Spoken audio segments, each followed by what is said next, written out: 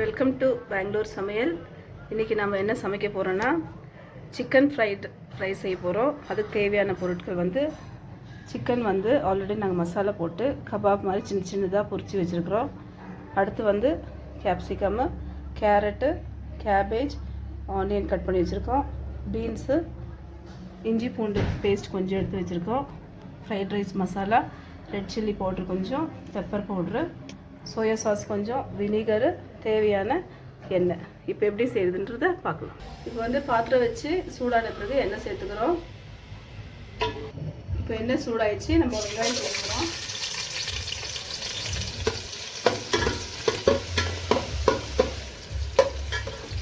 அடுத்து இஞ்சி பூண்டு பேஸ்ட்டு கொஞ்சமாக சேர்க்குறோம்.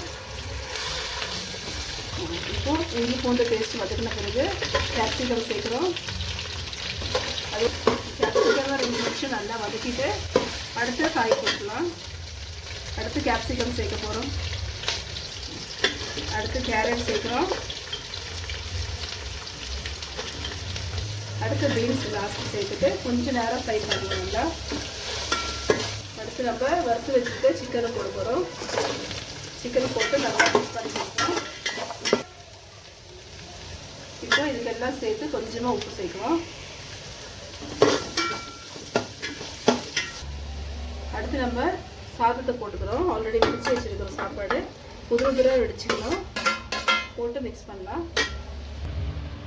இப்போ வந்து நம்ம ரெட் சில்லி பவுடர் சேர்க்க போகிறோம். காரத்துக்கு தேவையானது போட்டுங்க. அடுத்து மிளகு பவுடர் சேர்க்க போகிறோம். அடுத்தது ஃப்ரைட் ரைஸ் மசாலா சேர்க்க போகிறோம்.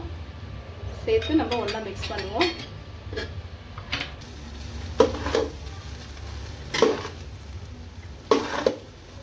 இப்போ வந்து 1 ஸ்பூன் வினிகர் ஊற்ற போகிறோம். அடுத்து 1 ஸ்பூனு சோயா சாஸ் ஊற்றிட்டு மிக்ஸ் பண்ணி கொடுக்குறோம்.